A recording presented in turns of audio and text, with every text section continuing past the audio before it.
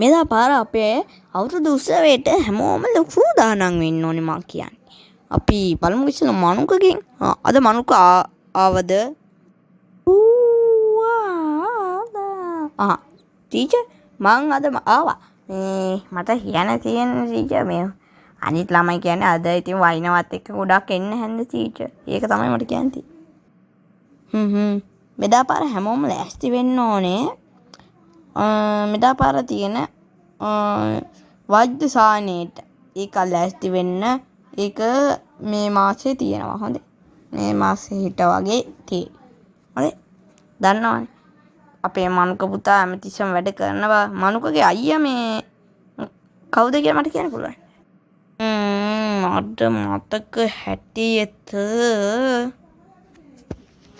අපේ අයියා වැඩ කරා අපිත් එක්ක මේ ඉස්කෝලේ මේ යාට ඒක කරගෙන හිටියා. එයා දැන් ඉන්නේ බෝඩින් එක රස්සාවක් කරනවා. එච්චරයි. දැන් හැමෝම යන්නේ එහෙනම් ගෙදර.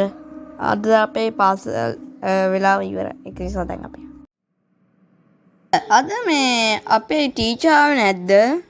ප්‍රශ්නයක් ඇහුවේ අනිත් ළමයි වගේ නෙමෙයි. ඇත්තටම අර ටීචර් ලෙඩ වෙලා ආවේ නෑනේ. ඉතින් මං අදට ඔයගොල්ලන්ට උගන්වන්න සර් කෙනෙක් හොඳේ. ඔයගොල්ලන්ට කියන්නේ නැතිනේ අද අවුරුදු උත්සවයි කියලා. හරියයි. අවුරුදු උත්සවයට පුහුණු වෙන්න දැන් ඔයගොල්ලෝ යන්න හොඳේ. මේ හෙට තමයි පුහුණු වෙන්නේ. අද තියෙනවා කිව්වට අද අර හොඳ නැහැ සාමාන්‍යයෙන් අද. බැහැනේ. ඊයේ පොඩි ටෙස්ට් එකක් තිබ්බනේ. අද අපි සුපුරුපයිඩි උගන්වන්න හදන්නේ. හොඳ. ඒ නිසා හැමෝම පොත් ගන්න.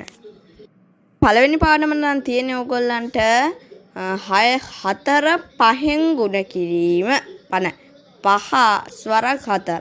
අපි බලමුකෝ අපේ පන්තියේ හොඳ දක්ෂයෙක් ඉන්නවද කියලා මේ 5න් 4ට උත්තරේ කියන එක්කෙනෙක් අපි බලමුකෝ.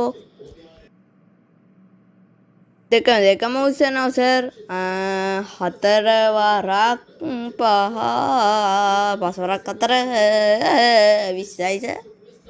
බලද්දි කසාතුයි වගේ අපේ පන්තියේ හොඳටම ඉගෙන ගන්න පුළුවන් දක්ෂ කොළුවෙක් ඉන්නවයි කියලා මේ පන්තියේ. හරි. ඕගොල්ලන් ඉතින් ඔය ගාන්ට හොඳටම පිළිතුරු අහගන්න අපේ මාලක පුතාගෙන්. මාලක පුතා මේ මිටියට හරි දක්ෂයා, හරි හපනා. ඔය ඉතින් මාලක පුතාට සුළු වැඩ. හරි. අපි එහෙනම් ඊළඟ පාඩමට යන්කෝ. තව පාඩම් කර ඉන්න ඕනේ.